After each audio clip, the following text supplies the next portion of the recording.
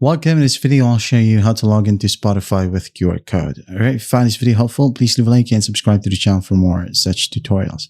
Now, as you can see, I'm currently installing Spotify because logging with QR code using a web browser will not work. It won't show you the QR code option.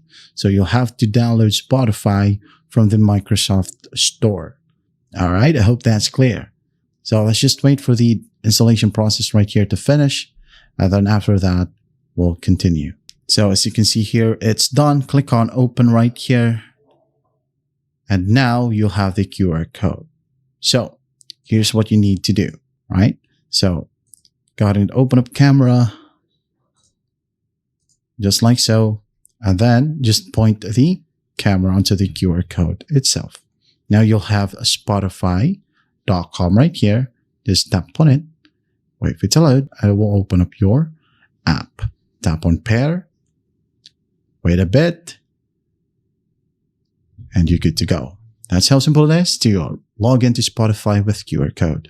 I hope this video helps, and I'll see you in the next one.